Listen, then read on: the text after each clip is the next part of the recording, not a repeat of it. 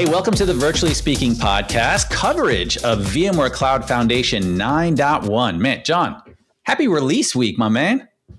It's exciting. And you know what? There's so much new to talk about, but let's talk about the thing everyone cares about the most. Storage. Yeah, right. You're not too biased on that for sure. No, yeah, absolutely. No, there's a lot of good conversations to be had about storage. And I'm sure if you're listening to this, you may have already seen we released a playlist just earlier this week on the VMware Cloud Foundation YouTube channel, where we basically, John and I went to Palo Alto. We met with all of the senior folks. We spoke to, a bunch of the SMEs that were there on campus. And we had sort of like a slightly higher level, understanding of all the different features and updates that are part of 9.1. But man, we cannot do storage justice without talking to our faithful friend, Mr. Pete Koehler. So let's bring him on. Pete, welcome back to Virtually Speaking. Yeah, thanks guys for having me. I know it seems like a little bit of a repeat from some of the sessions that we've had in the past, but I think some of these themes it comes up over and over again. It's like, how do you make storage better? How do you make it cheaper, faster, more resilient? All that good stuff. Yeah, absolutely. No, that's repeat, actually. But I see two Petes, and yes, this is a repeat. I'm getting Pete double vision. I like that. Yeah, no, it's a really good point, Pete. As a matter of fact, there are key strategic themes that I see across all the VCF, components. vSAN certainly no exception. But yeah, we're talking about how to be flexible and efficient. Infrastructure. Talking about how we make the modern apps more secure but also faster, and then of course security. Secure and cyber resilient, if you will. So I'd love to look at those three themes through the lens of vSAN, if we could. Yeah, absolutely. Let's get started. I think one of the things that I know we've focused in the past on in terms of what vSAN is capable of doing is, making things much more efficient and faster. And that's great. And we'll be covering some of that. But I want to start with one area that is really interesting. It's all about making things easier for our customers running vSAN. And that's something called vSAN Auto RAID. So this is fun because I was looking into this and I've been playing with this in the lab. This looks like this kind of goes beyond other automation we've attempted in terms of standing up clusters or helping people guide people on policy decisions. This looks like it's actually kind of trying to make the decision for you. Yeah, indeed. So, we've had previous attempts at just trying to make the process of storage policy management a little bit easier. Storage policies was the main way that somebody would make their data resilient, or they would define the outcome, and then vSAN would sort of take care of that. But we obviously noticed along the way that sometimes our customers just weren't sure of what they needed or what they could set within a cluster. And what they could set within a cluster was really defined by the nature of the cluster, how large it was, how many hosts, was it a stretch cluster, or so forth. So there was inherently some complexity around that.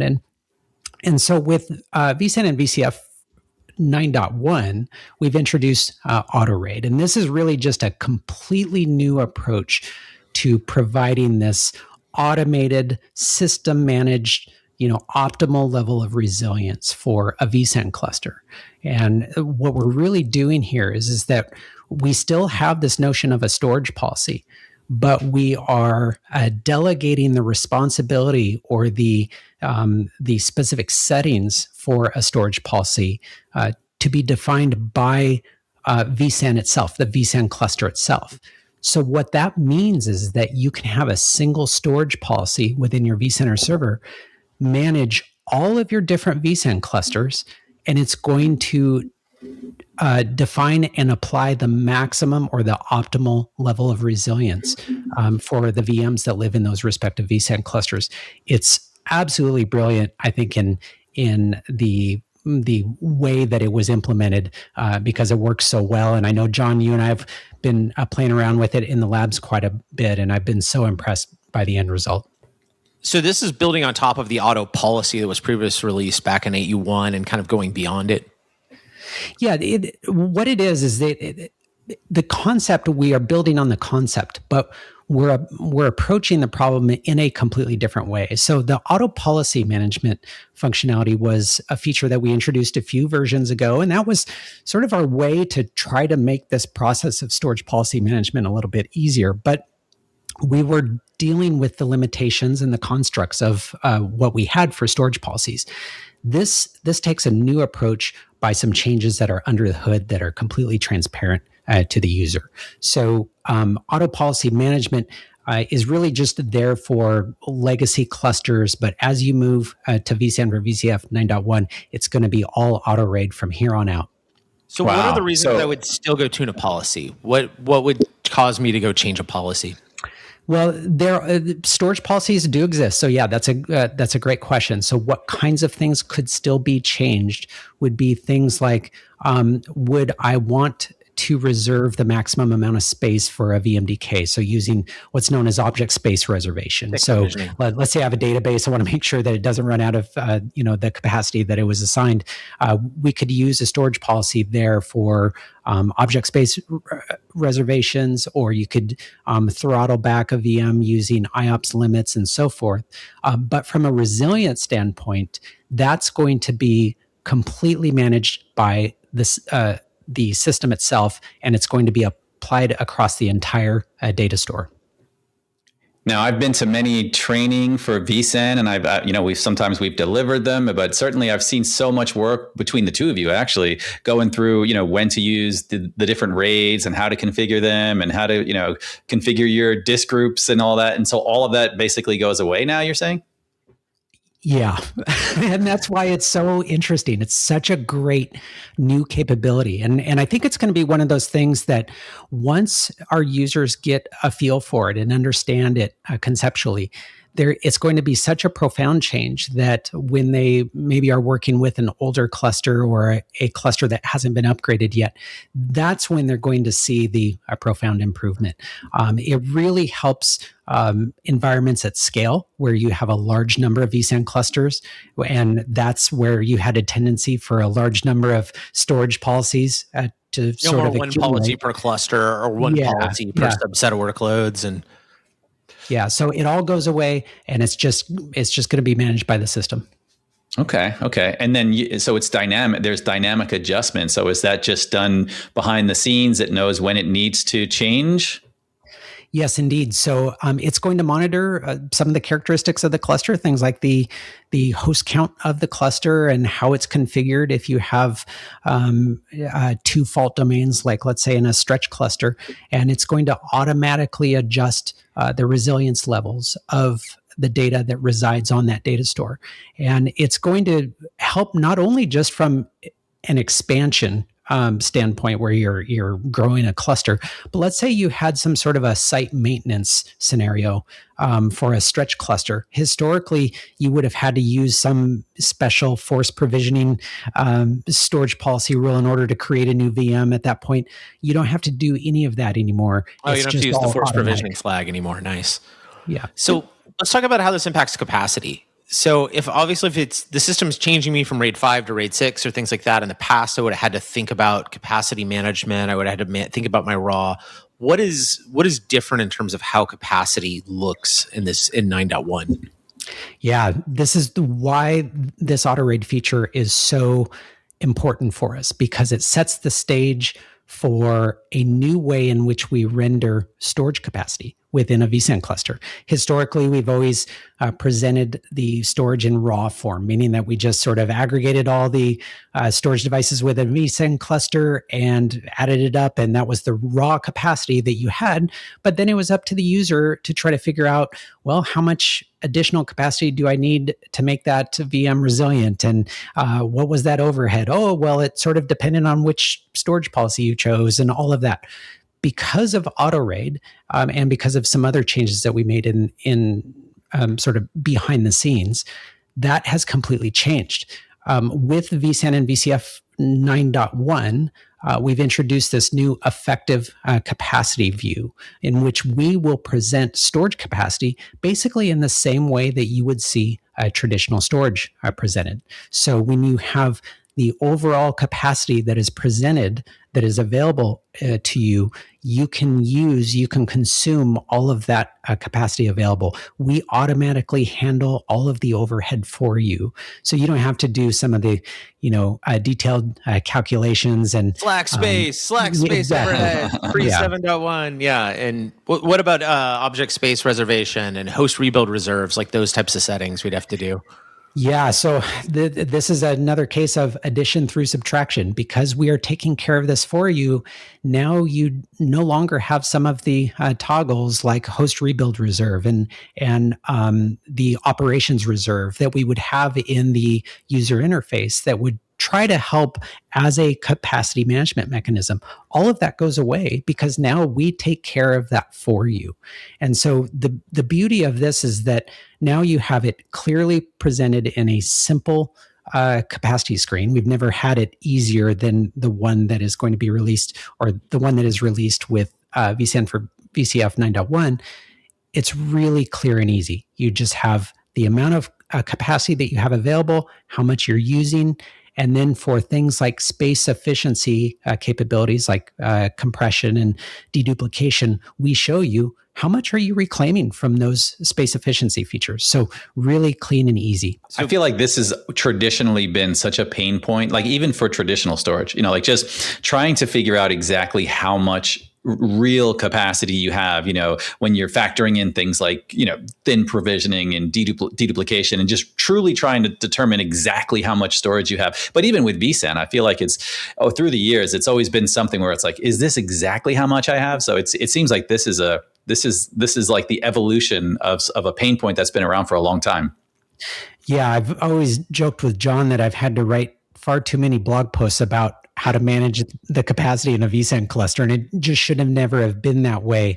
But it made sense in that at the time, because of some of the limitations that we had within the product, we sort of had to go with that approach in terms of capacity management. But now, because of some of these changes, because there are no longer these impacts on performance and things like that, we were able to standardize some of these overheads and just make it easy for the end users. Looking down below here, I see we've got deduplication and compression broken out. That is a contrast to historically how original storage architecture was, right? Yeah, indeed. So oftentimes we would get the question of, well, how much is compression working in my environment? How much is deduplication working in my environment? And the answer was, well, we weren't really going to tell you because it was very difficult for us to sort of figure out under the old architecture. Well, under the new architecture, we have the proper information that we can help you better understand how much you're reclaiming from the respective space efficiency technologies. So here we're going to show in discrete values and in a ratio form. We always used to use a multiplier in older versions, but now we're going to show this in a much more standardized ratio form.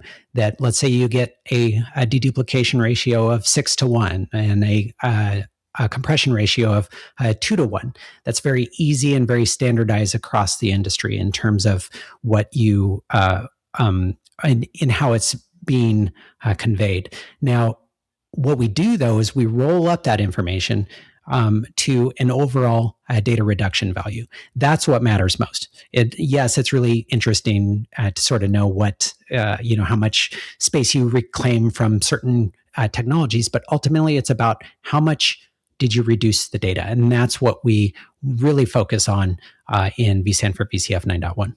I do like that we're breaking out the snapshot and the thin provisioning ratio as a separate number, because this has been a pet peeve of John's rants against the storage industry, is that sometimes people just dump all of these numbers together and be like, look, we have a 50-1 space savings because we took 50 snapshots and if they were full clones. And it is good to show people like, hey, this is how much, your snapshots are saving you. But if you ever started claiming 50-1 space efficiencies, I wanted to throw things at people's heads. So I do like there's some segmentation there. Yeah, and that's why I think you bring up a good point here, because oftentimes that would be all summed up in a single data reduction ratio. What we're focusing on, the data reduction ratio, is just for deduplication and compression, which is a much more realistic way to achieve that and really understand what you're reclaiming. Now, Yeah, I agree. I know we can't have you and I talking without discussing I/O paths. So let's talk a little bit. I know global deduplication technically came out with 9.0 as a limited release, but what's different here? How is the I/O path of this, as a reminder? How is this different than OSA, and what's going on with compression?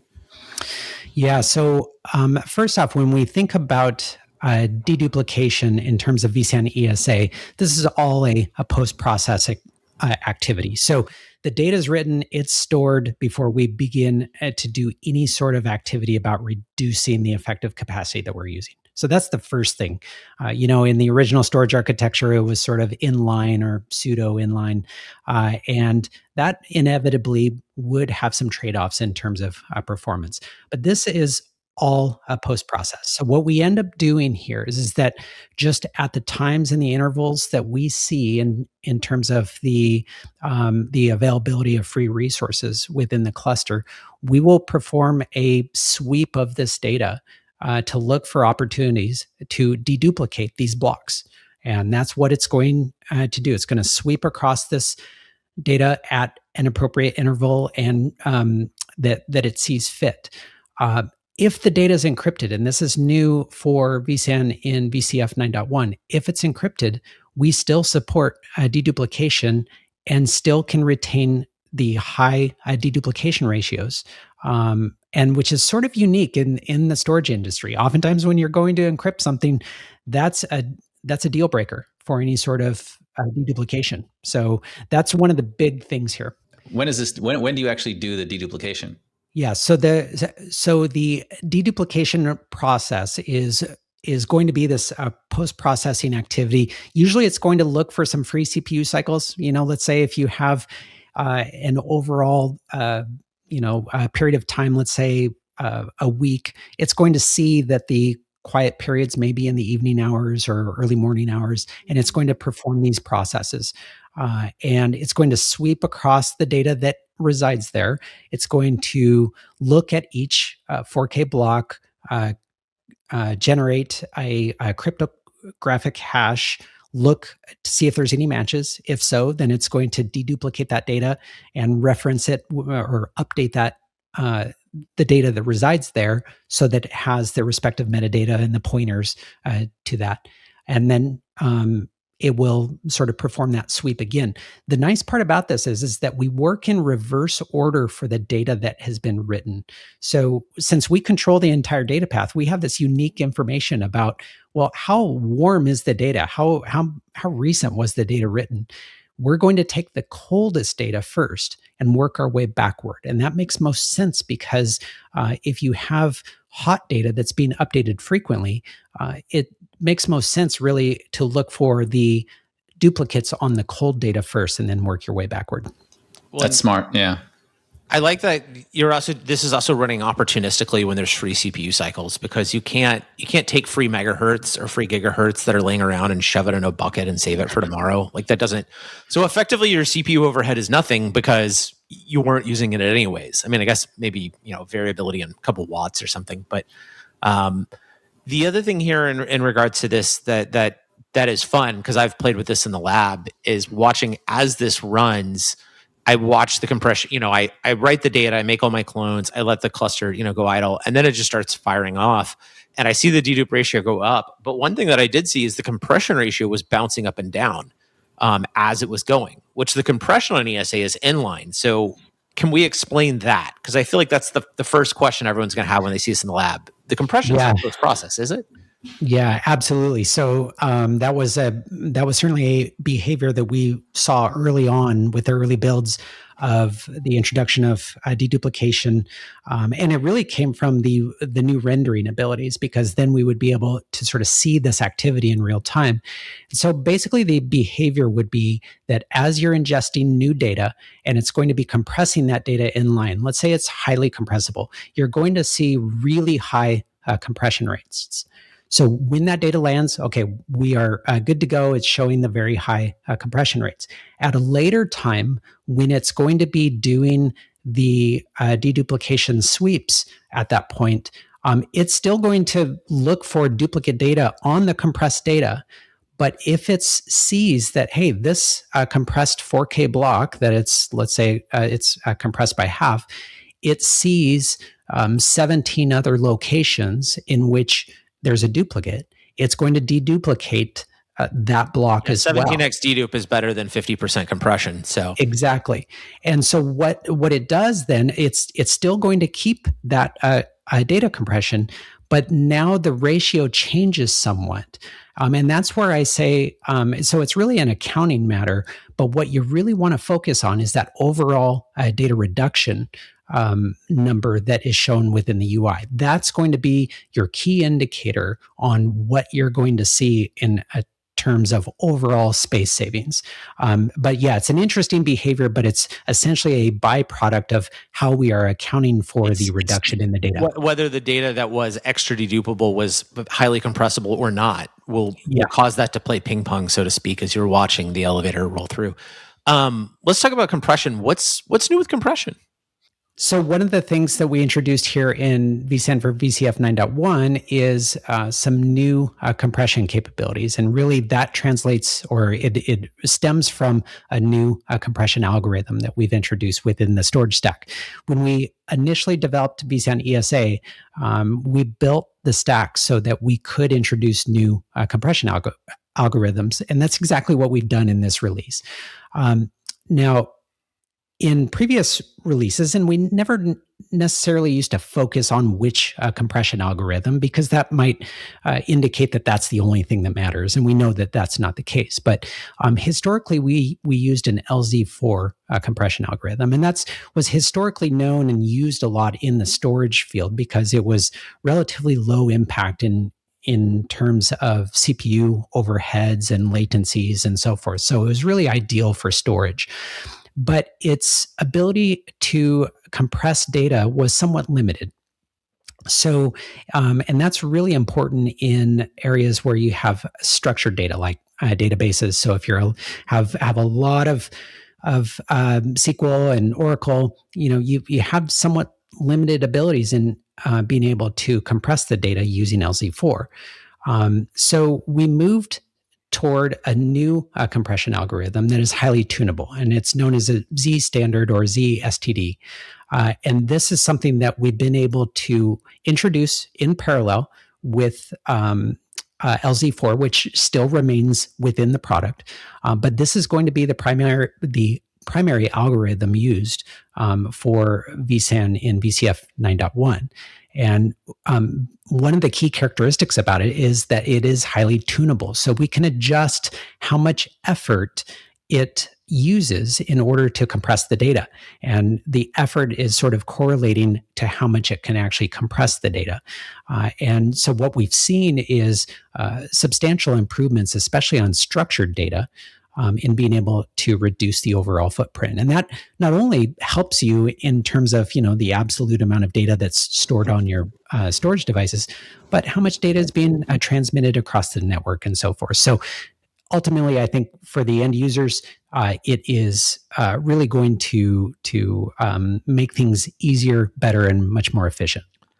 I'm always very on edge of making any promises around data reduction or being like, wow, 4x, 8x, 16, whatever. You and I have survived many a meeting with a marketing person who wanted to make some epic promise. But anecdotally in the lab, just loading a Linux image in, I was like, oh, wow, this is 3.8. This is a lot better than it used to be. This is something that actually is very material, seeing that jump. And, your mileage may vary, obviously test with your own data. If you have, text dictionaries and databases, this may go well. If you have highly compressed cat photos, good luck. But I will say I was very impressed with this. I see on Tunable here, this was something in the past, always with data reduction technologies. We go back to hybrid arrays and our not even magnetic storage. Compression and dedupe was always a per workload. I turn this on or off, or I set this. And I know with ESA when we came out, with it in LZ4, the compression was on by default, but you could turn it off on an SPBM basis. What's changed there and why? Yeah, so we introduced with this sort of new introduction or the update to data compression within vSAN ESA, this moves back to a cluster-based service. So it is no longer controlled on a per VM basis using storage policies. And we did this for a few different reasons. One is that even if we had not made any improvements in the storage stack regarding the compression algorithm and so forth, what we realized was, based off of telemetry data, for many of our customers using compression, the net benefit that compression was giving always exceeded the rare corner cases where they had a small amount of workloads that was not very compressible. In theory, they might be able to save a few CPU cycles by turning off data compression in that one specific scenario. But it was such a corner case that oftentimes it might be applied to other data that would be very compressible, but they didn't realize that. So in this release, it's an always-on feature and it's a cluster-based service. And that's really important because, again, this almost ties back to the auto raid feature, meaning that we wanted to make this as easy as possible and as system managed as possible. And this is one of those areas where the net benefit is always positive, and therefore it's an always-on feature. Yeah, it's like one less knob to turn, and honestly, one less place for you to configure it wrong. Yeah. And there were costs for configuring it wrong, not just in capacity. Like you're using more CPU to push packets around the network, so to speak, because of how we compress before we hit the wire. So, it is something that's one fewer extra, 2-hour meeting where people argue about a flag or not. You're welcome. They've made the decision for you. All hail Auto Raid, our benevolent decider of features. All right, cool. Yeah, so that covers a lot of not only like the simplified operations, but also just the whole the infrastructure being more flexible. Maybe we can move on and talk about some of the other themes that are in this release.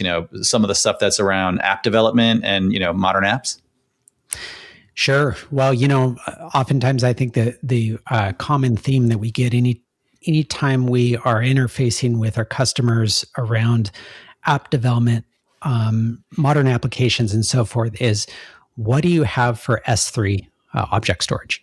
And, historically in the past, it's like, okay, well, we have some partnerships that we have with other ISVs that will, you can run on top of vSAN, but that wasn't good enough for many of our customers. And so, and we've recognized this actually for quite some time. So with the release of vSAN for VCF 9.1, and actually as a patch release, we're going to be introducing native S3 compatible object storage for vSAN. So that means that it's S3 compatible object storage that is built right within vSAN itself. So no more third-party application, no more certifications, things of that nature. And this is really initially focused on serving the needs of the app developer, because so many times that's what they need is they need an S3 bucket. And how can we provide that for them? Yeah, I like it. Having block, file, and object all in the same cluster. That's pretty simple. We used to call block and file unified. We need to come up with a more obnoxious term to scope in object. Super unified, disaggregated, hyper unified. I don't know. We'll figure something out. Don't worry. Me and all the other like storage wizards of old. I'll put out the storage light. We'll gather everyone and figure out what to call it. But it's got to be something. So, John, you bring up a great point though, because I remember actually, I think on one of the episodes that you guys had many years ago, there was a story maybe by Christos had mentioned something about he asked somebody else what kind of storage that they were using, and I think the answer was Cassandra. Or something like that. It was that their interpretation of what storage was very different than what he was thinking that they were going to answer. That was something that was jarring for me because I was briefly a lab captain for DSM.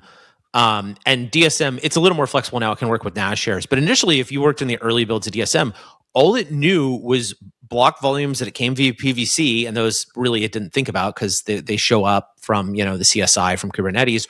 Or S3, like your repos, S3, logs, S3, backups, Funny enough, also S3. Like, you just had to have S3 functioning. And there was talk about like, oh, we should build an S3 system on top of DSM. And I started screaming like, no, it's like a ring zero service. It's a baseline dependency. Like, it's, if you're going to build a database as a service, but it is a thing to where, and Christos is correct. Like, you talk to app developers, you go to KubeCon, you start talking to some of these people at higher levels. They're like, they get so far from the actual hard drive that like asking them, oh, do you use TL? Well, it's one thing to ask them what storage under the app. If you ask them, oh, is that TLC or QLC? They're like, I don't know.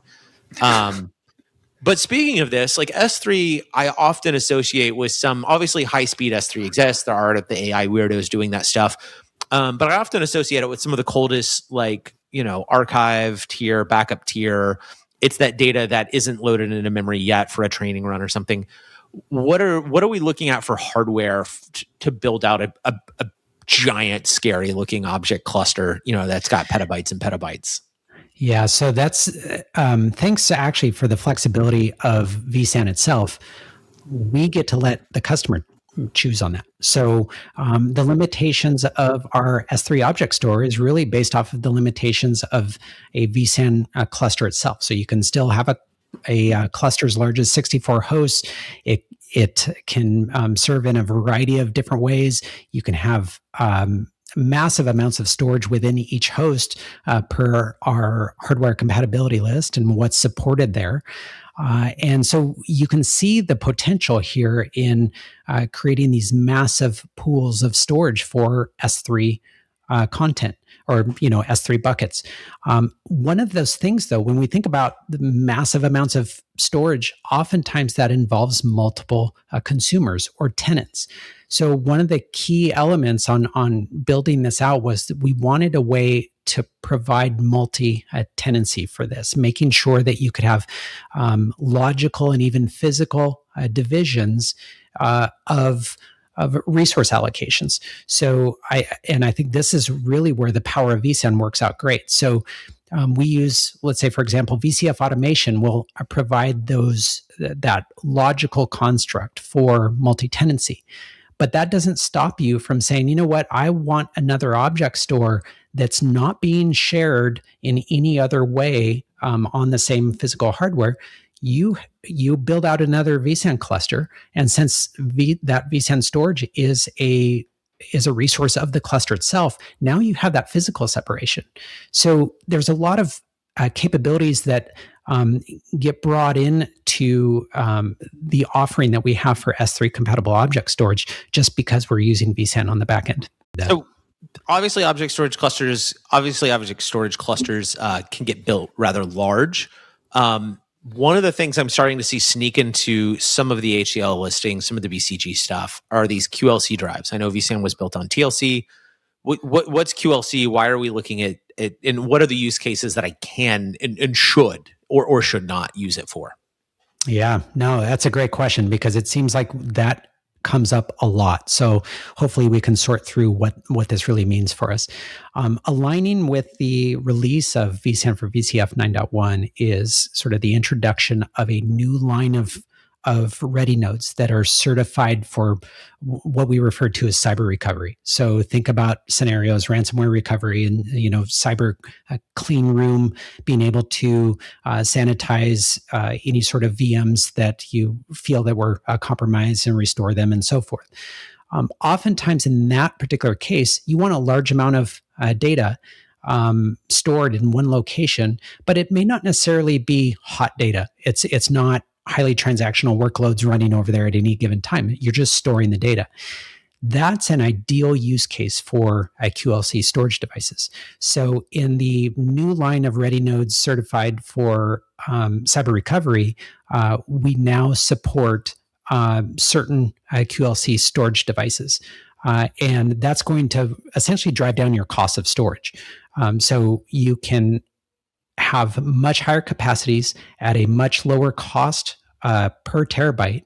And then you factor in things like global deduplication and compression and so forth. And that's going to drive your cost down even more. Now, one thing to note, though, our support for QLC storage devices is limited to this sort of cyber recovery scenario right now. But we may look at opportunities to see where we can fit in other use cases. It's fascinating because I remember when I first started with vSAN, a cache drive for hybrid was like 200 gigabytes, and that was very expensive. It was $2.50 for SATA, which isn't even a good, by today's standards, performance was terrible. And then I've seen the prices go down, and then lately I've seen them go back up, to be fair. But QLC, it's typically pushed a price point about 20% cheaper than TLC, and the capacity points have doubled. So instead of maybe topping out at 16 terabytes, I'm starting to, often start my discussions with them at 32 terabytes. And if you think about 32 terabytes, you put 24 of those in a host. I mean, even before we get too deep into deduping compression, you're getting to a petabyte usable per rack unit. This is wild stuff in terms of potential densities and building on top of that. Obviously, with these subsequent generations, write endurance considerations come up and stuff. So it looks like that's why that's initially gated for these lower, these more read intensive cyber vault use cases. But fun stuff. I did see also that in general, the CPU and RAM requirements are also coming down on some of these cyber nodes and general ready nodes in general. Yeah, I do, and that's I think it's a great point, John, because it's not just about the storage devices themselves. We wanted to make sure that we had a sort of a standardized or a set of server profiles that were appropriate for these sort of clean room activities, recovery activities. And not only is it about having much more storage there, but it's sort of right sizing and making sure that you're not over purchasing when it comes to the amount of memory, the amount of CPU, and so forth. And that was where we had some opportunities to reduce those requirements. And so you're going to see lower CPU and memory requirements when we compare them to some of the other ready node profiles certified for vSAN HCI and vSAN storage clusters.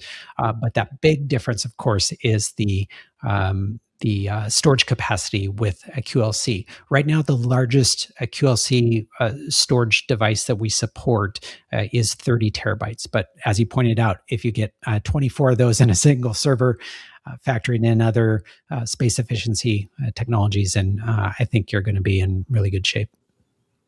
So other than the hardware, what else defines this cyber recovery sort of cluster? Is it just a traditional vSAN cluster that's just dedicated for your cyber recovery, or are there other attributes? Yeah, so the cyber recovery cluster, the best way to think of it, and in the most agile way, is that it would be deployed as a storage cluster, because in that sort of a cyber recovery scenario, it makes most sense to have your compute and your storage sort of decoupled from each other. You're going to have different needs and activities running on a compute side than you would from a storage side. Now, that doesn't mean that you can't have a fully sort of hyper-converged arrangement. But in most cases, what you can do is just have even a relatively small storage cluster that is for cyber recovery purposes. Now, it may be small in terms of the number of hosts that are within the cluster, but from a capacity standpoint, it may be very dense because of some of these QLC storage devices. When you're wanting, say, 90 days of recoverability, or whatever it is, because you need to talk to your own organizations, your insurance, and say, hey, look, how long do we think a persistent threat actor may be in our environment? And we need that plus X number of days so we can go back and recover, ideally from a clean point, and go through that cleansing process. Yeah, and if you're not quite meeting the requirement or the threshold, that's the agility here, because then you can add another host, and then it fully distributes that data out, and you expand that storage capacity in a really meaningful way. And that's really different, because if we think about what people did before for these like 90-day type of places, to where they might not be going to tape, but they certainly weren't using regular disk. They were using these magic dedupe boxes that I'll call them. Those boxes often, they had a very limited amount of throughput, especially for rehydration. So they're kind of unsuitable for this type of use case to begin with. But often like they had X number of drive slots in them and that was it. Like you couldn't generally, or if they did have some way of adding a JBOD to them, you weren't adding extra performance to do the processing longer. Like you had other trade-offs. So being able to disaggregate the throughput, being able to scale throughput and processing pretty cheaply and easily, as you can also choose to scale capacity cheaply and easily and completely separate those and do that looks pretty flexible. Yeah, and separating the compute seems like a much more cost-effective way for sure. I like that. Yeah, you could swing that, that compute in and use it for that purpose and maybe use it for something else. I mean, people segment this out. This is something I think some people are still wrapping their heads around, like having a separate clean room retention area that is separate from just a traditional DR environment and not calling them all the same thing. But as these threat actors get worse, as these new breaches, I hear use the phrase agentic rapid lateral movement, which sounds like marketing vomiting, but it actually is true and it's terrifying. I think this is something people are going to start prioritizing more of. Yeah, and I think that ties in so nicely with some of the other features that have sort of been introduced in VCF 9.1, and that's this notion of protection of these workloads, whether it's for DR or cyber recovery. And now we have some more flexibility on that because we understand that within in an existing production environment, you have more than just vSAN as your running your production workloads. So you may have traditional storage using VMFS, NFS, and so forth. So the question becomes, how do you protect the VMs on those source locations when you're using that kind of storage? Well, we have the answer for you in vSAN for VCF 9.1, and through the use of the cyber recovery solution, we can now protect this data that resides on these source types of VMFS or NFS, as well as vSAN, and fan those in to a vSAN ESA cluster at the target. And that's a really powerful tool that we've been requested for, been asked about a lot in recent versions when many of our customers were sort of seeing the direction that we were going. And that was really, it was about how can I protect these workloads on these other kinds of storage? And that's exactly what we're doing here. When I like this, people are saying, I have my storage. I'm not done with it yet. I'm still depreciating it, but I want to look at vSAN. And I have a need for disaster cyber protection today. They can do that. They can deploy this, potentially some people historically used SRM as a migration, use it for a migration process even, or things like that. But they don't have to be vSAN on both sides. And there's a lot of different storage vendors and platforms have built really good replication over the years. But if they only worked with the exact same storage platform, the exact same, subfamily of storage platform, it was always a limitation. If you could only use the SRA if both sides matched. And this being able to work asymmetrically in terms of you can have VMFS on one side or NFS and have vSAN on the other, that opens it up quite a bit. Yeah, and it even opens up some of these other, migration scenarios, as you pointed out. Oftentimes it's like we will help try to solve a problem that a customer describes. And in this case, hey, how can I protect my workloads that live on these source storage locations that are not necessarily vSAN? Well, we solve that problem. But sometimes the fun that comes out of some new feature is how can it be used in other ways? And one of them would, in this particular case, would be migrations, making things easier to migrate if the environment is such that something like vMotion can't be used. And here you can have much more flexibility when it comes to being able to replicate the data from one source over to another. Yeah, I think I also heard this referred to as any to vSAN. Is that accurate? Yeah. You'll see it. Channel over token ring. No fiber You hesitated. over token ring and no APA over Ethernet. We specifically are going to call that one out here. Excellent. But some also, limitations. I see. Speaking of migrations, Pete, what about if I've got an OSA cluster and I want to move to ESA? Is there anything in 9.1 for me? Why, yes, John, we do have a solution for being able to have better connectivity between OSA clusters and ESA clusters. This has been a big one and will certainly be a big feature for us in vSAN for VCF 9.1.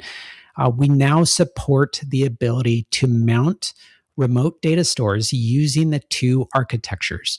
So what that means is basically that you can have your legacy OSA vSAN cluster can mount the data store of a newer vSAN ESA data store. We could not do that in the past.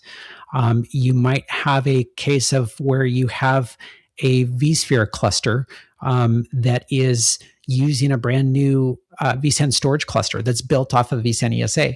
Well, you couldn't mount the data store of any sort of legacy OSA cluster. All of that is solved in this release. You have full compatibility between the two. And this really plays in nicely, not only with just general interoperability, but migrations, because that's, again, it sort of circles back there. We hear that a lot from our customers. Yeah. I initially was thinking this was going to be big for migrations, but also I am coming to terms that because of the memory apocalypse and also now the CPU apocalypse, Intel just had their earnings and announced that they had made some extra money by selling all of their end of sale CPUs were laying around and dumping it. Like everyone's just desperate for compute in general, and people are holding on to their old servers longer. And so it used to be, in a data center, you would have 1 to maybe 3 generations of, CPU running side by side. And now we're seeing people who are like, I'm just hoarding things. I've got 5, people were trying to find ways to run 5 generations of Xeons and squeeze every ounce of storage and compute out. And this will help with that, compute hoarding behavior that my friend Fletcher has here. So Yeah, and in that particular case, John, I think here's a great example where somebody was maybe looking at refreshing out or sunsetting an existing OSA cluster, and they looked at maybe the new bill of materials for replacement. And they're like, oh, we don't want to, or we can't spend that for a complete hardware refresh. But they can use that or kind of re-provision that older OSA cluster just as their vSphere cluster. As a compute cluster. Yeah. Maybe, those drives are 7 years old. They've been, running full tilt. They're finally starting to hit endurance, lifespans on those drives, but the CPUs aren't dead yet. So let's give it a shot. They can serve that. They can use that as their compute and have full interoperability between legacy OSA data stores and ESA data stores. So they can transition things over a little easier. And it's just going to be much more fluid in the ability to migrate and move data while extending some of the life of some of these servers. Well, it's like when you give your kids an old iPhone and you keep the new one for yourself. You have the 17 Pro Max, but you give your kid the older version, right? This is why VJ said that we're extending support for Cascade Lake, and we've got that KB out there. It's because he's hand-me-down servers for Pete and I is what this is about. All right. Well, we're running low on time, Pete, and I know we only have you for a short amount of time. So maybe we can finish with one more in the area of security. Yeah, most certainly. So I think one of the big gaps that we were wanting to close here in vSAN for VCF 9.1 is making sure that you have full support of encryption. Now, we offer vSAN data in transit encryption and vSAN data at rest encryption, and it was generally applicable and supported in all configurations, but there were a few corner cases. One of them was when you were mounting a data store, a remote data store for, let's say, a vSAN storage cluster. We would support data at rest encryption on that storage cluster, but we didn't support data in transit encryption between the hosts that make up the client cluster and the actual storage cluster itself. So what this meant for our customers is they were trying to create an end-to-end fully encrypted storage platform, but they couldn't quite do it because that connection between the client and the server cluster was not encrypted. We support that now. So that is fully supported in a sort of a remote data store arrangement using storage clusters and so forth. This also ties in really quite well with the additional support of vSAN data at rest encryption when using global deduplication within vSAN ESA now. So that's fully supported. That was the one other gap that we didn't quite have when it was rolled out in 9.0. So really important improvements here on a security front, and I think we have them covered. No, it's good to see that story end to end. I remember when data in transit encryption first came out, I was like, this was like, it felt like wow, this is a lot of encryption, and who's really worried about their storage network being listened to? But I have watched those security mandates creep up, and it feels like the art of the possible slowly becomes what auditors say is the art of you must do. And threats are getting scarier, for better or worse. So it's good to see that stuff supported. Yeah, and in the case of this data in transit encryption for storage clusters, they can even run a scenario where, let's say you have a storage cluster that's using its own backend network. It's fully isolated using its own top of rack switches. They can choose to not run in transit encryption on that east-west traffic, but have in transit encryption on the north-south traffic to the hosts that are mounting the data store. So really flexible there. And again, it's up to the user and their respective requirements. Makes sense. And this is not using any specific KMS? So for data in transit encryption, that's all baked in. So you do not have any sort of key management server. You don't need the native key provider or anything for that. With nice. Data at rest encryption, of course, you would use your favorite key provider, which we're a little partial to the NKP. So, native key provider bust. I like it. Well, that's good, Pete. I know you have been busy, man. I've seen some blogs that you've written recently, and we are going to leave links to those in the show notes of this episode. You've done some deeper dives on various of the components that we talked about today. So we'll definitely be sharing those, man. Thanks for taking time to give us the latest, greatest on vSAN for VCF 9.1. Yeah, always my pleasure, fellas. Thanks for having me.